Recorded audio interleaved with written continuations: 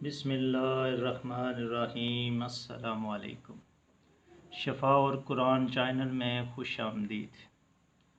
ہر مشکل کا حل نماز میں، ہر مرض کی شفا قرآن میں۔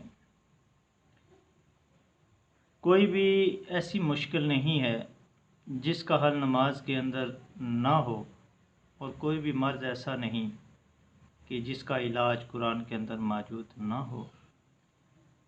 اللہ پاک نے قرآن کے اندر فرمایا ہے کہ جب کوئی مشکل آن پڑے تو صبر اور نماز سے کام لو، اور ہمارے نبی حضرت محمد صلی اللہ علیہ وسلم نے ارشاد فرمایا ہے کہ جب کوئی مشکل آن پڑے تو 2 نفل صلاۃ الحاجت پڑھ کر اللہ پاک سے دعا کریں تو آپ کا مسئلہ حل ہو جائے گا۔ 2 بڑی ہستیوں نے یہ ارشاد فرما دیا تو ہمارا یقین کامل ہونا چاہیے کہ یہ حق اور سچ ہے۔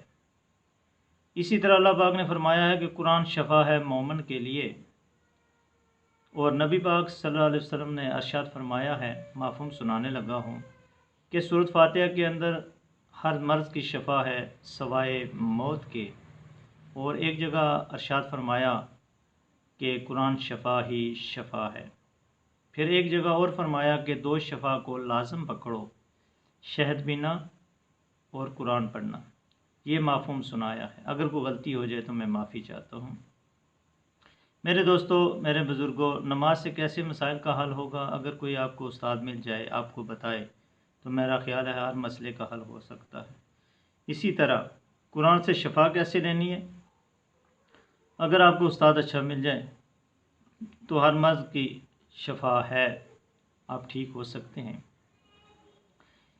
ہمارا یہ سلسلہ روحانی علاج کا ہم نے اس لیے شروع کیا ہے کہ میں نے دیکھا ہے کہ بے شمار لوگ پریشان حال ہیں۔ شاید ہی کوئی قسمت والا ہوگا جو پریشان نہیں ہوگا، شاید ہی کوئی قسمت والا ہو کہ جسے کوئی مسئلہ درپیش نہ ہو، شاید ہی کوئی خوش قسمت ہو جسے کوئی مرض نہ ہو۔ اگر کسی کو کوئی مسئلہ یا مرض نہیں ہے تو وہ تو کسی کی کوئی بات مانے گا ہی نہیں، لیکن جس کو کوئی مسئلہ درپیش ہے وہ تو ہر وقت ڈھونڈتا رہتا ہے کہ مجھے کوئی آدمی بتائے کہ اس مسئلے کا حل کیا ہے، اس بیماری کا علاج کیا ہے۔ وہ جب کسی مشکل میں آن پڑتا ہے یا پھر کسی بیماری میں مبتلا ہوتا ہے تو پھر مختلف قسم کے لوگوں کے پاس جاتا ہے، ڈاکٹروں کے پاس، حکیموں کے پاس، عاملوں کے پاس۔ تو جب آپ ڈاکٹروں کے پاس بھی جا رہے ہیں، حکیموں کے پاس جا رہے ہیں، عاملوں کے پاس جا رہے ہیں، حکیم آپ کو دوائیاں دے رہے ہیں، ڈاکٹر بھی دوائیاں دے رہے ہیں، عامل آپ کو تعویذ بتیاں جو بھی ان کا ایک طریقہ کار ہے وہ کر رہے ہیں، تو آپ کی کوئی بھی مشکل حل نہیں ہو رہی، نہ ہی کوئی مسائل حل ہو رہے ہیں اور نہ ہی کوئی بیماری دور ہو رہی ہے، تو پھر آپ کیا کریں گے؟ پھر آپ کی سمجھ میں کچھ نہیں آئے۔ تو میں آپ کو چھوٹی سی بات بتاتا ہوں جو بنیادی چیز ہے، انشاءاللہ روز تھوڑا تھوڑا آپ کو بتائیں گے۔ پہلے آپ ہمارے اس چینل کو سبسکرائب کریں تاکہ ہم جو بھی چیز اس میں شامل کریں وہ آپ تک بر وقت پہنچ جائے۔ تو بات کر رہا تھا کہ روحانیت کی، جب روح کمزور ہو جاتی ہے تو روحانی بیماریاں پھیلنا شروع ہو جاتی ہیں، اور جب جسم کمزور ہوتا ہے تو جسمانی بیماریاں پھیلنا شروع ہو جاتی ہیں۔ روح آئی ہے آسمان سے تو اللہ پاک نے آسمان سے روح کی غذا بھی بھیجی ہے، قرآن، نماز اور ذکر۔ جو آدمی یہ کام کرتا رہے اس کی روح کمزور نہیں ہوتی، اور جسم کو زمین سے نکالا ہے تو اس کی خوراک بھی زمین سے آئی ہے، ہم جو بھی کھاتے ہیں وہ زمین سے نکلتا ہے۔ تو یہ 2 چیزیں ہو گئیں اور ان کی خوراک بھی علیحدہ علیحدہ ہو گئی۔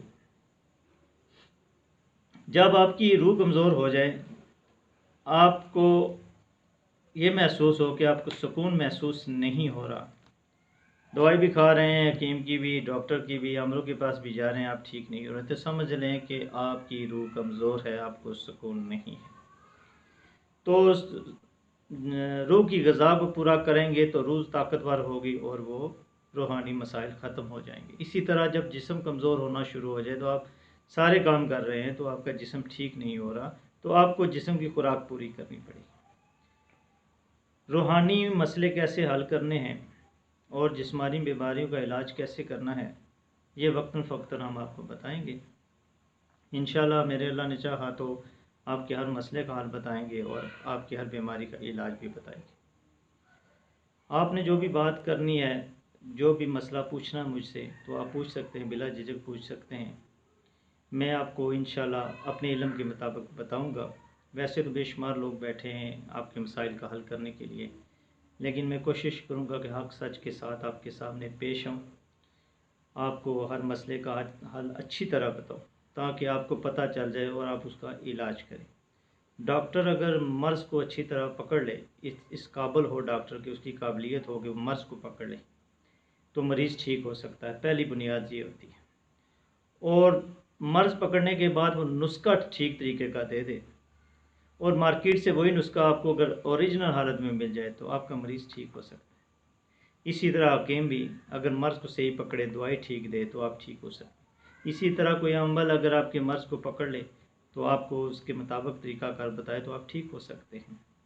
یہ تو ہو ہی نہیں سکتا۔ ہمارے نبی کا فرمان ہے، مفہوم سنانے لگا ہوں، کہ اپنے مریض کا علاج کیسے کرنا ہے۔ یہ ہمیں نبی پاک صلی اللہ علیہ وسلم نے بتایا کہ سب سے پہلے صدقہ کریں، دعا کریں اور دوائی کھائیں، آپ کا مریض ٹھیک ہو جائے گا۔ ٹھیک ہے، اگر اللہ پاک ہم سے ناراض ہیں، غصے میں ہیں، تو ہم صدقہ کریں گے تو صدقہ اللہ پاک کے غصے کو ٹال دیتا ہے، تو اللہ پاک خوش ہو جاتے ہیں، تو ہمارے لیے شفا نازل کرتے ہیں۔ تو دعا جو ہے ہر تقدیر کو بدل سکتی ہے، تو ہم جب دعا کرتے ہیں، اللہ پاک سے گڑ گڑا کے مانگتے ہیں، تو اللہ پاک اپنے فیصلوں کو بدل لیتے ہیں۔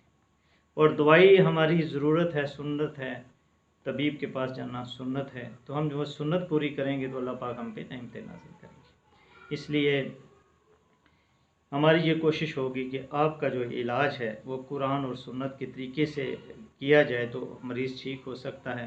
باقی ڈاکٹر بھی اپنی جگہ حق ہیں، حکیم بھی ہیں اور عامل بھی ہیں۔ کوئی کس طریقے سے کام کر رہا ہے، میرا کسی سے کوئی اختلاف نہیں۔ اگر کسی عامل کو، ڈاکٹر کو، حکیم کو میری بات بری لگے تو میں معافی چاہوں گا، لیکن میں کوشش کروں گا کہ لوگوں کی آنکھیں کھول دوں کہ اصل مسائل کیا ہوتے ہیں، اصل علاج کیسے کیا جائے گا اور ہر مسئلے کا حل کیسے کیا جاتا ہے۔